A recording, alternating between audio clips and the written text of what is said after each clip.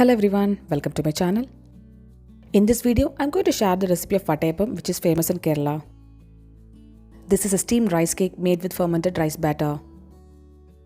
Look at the sponginess of this Vattayappam. This is so delicious and very easy to make. Without further delay, let's get started. Here I have soaked in 2 cups of raw rice for 3 hours. I'm going to prepare a batter out of this raw rice.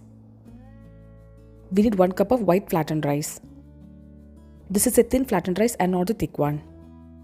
Clean the flattened rice nicely in water and soak it for 5 minutes. Add in the soaked flattened rice.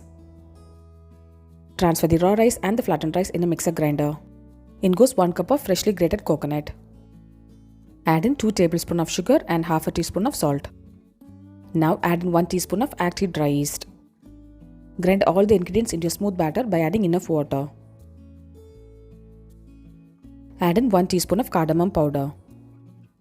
I have grinded the batter in 2 batches. After adding cardamom powder, grind the batter into a smooth paste. I have used nearly 1.5 cups of water to prepare the batter. This should be the consistency of the Vattayappam batter, so add in water accordingly. Here comes the second batch of the batter. Mix the batter nicely so that everything combines well. Since we have used active dry yeast, it wouldn't take much time to ferment. Leave the batter to ferment for 3 hours. So make sure to use active dry yeast to prepare this dish. Look at it friends, after resting the batter for 3 hours, it has doubled in volume. The batter has fermented perfectly. Mix the batter gently using a ladle. I'm going to prepare Vattayappam in this mold. Grease the mold with oil. Pour enough batter into the grease mold. With this quantity, I can prepare 6 Vattayappam of this size. Now I'm going to steam the Vattayappams. Place the Vattayappam into the steamer and steam it for 15 to 20 minutes. Vattayappam can be served with vegetable or chicken stew, spicy chicken curry, mutton or beef curry. But this time I'm going to serve with roasted plantains as well as coconut milk. I have sliced 2 plantains and added 2 tablespoons of sugar. Mix it nicely so that everything combines well. Heat 2 tablespoons of ghee in a non-stick pan. Once the ghee is hot, add in the plantain. Roast the plantain in the ghee on both the sides.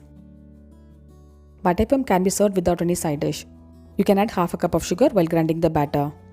Garnish it with raisins and cashew nuts while steaming. If you want to serve it with any side dish means reduce the quantity of sugar. I am roasting the plantains on both the sides until it turns golden brown color. Here I have taken 1.5 cups of coconut milk and added sugar as needed as well as cardamom powder. Mix it nicely so that everything combines well. Coconut milk and the roasted plantain is ready now. Vattayappam has steamed perfectly. Cool the Vattayappams completely before demolding it. If you mold it when it is hot means it will stick to the pan. Since I have used smaller mold, it took 15 minutes to steam. After cooling the Vattayappam for 10 minutes, run a spatula along the sides of the mold. Flip it carefully to demold the Vattayappams. Delicious spongy Vattayappam with roasted plantains and coconut milk is ready to be served now. In traditional method of making this Vattayappam, we used to ferment the batter overnight, but this takes really less time. Do try this Vattayappam and share me the feedback. If you tried this recipe, do not forget to share me the picture through my Instagram or Facebook account. Look at the sponginess of the Vattayappam.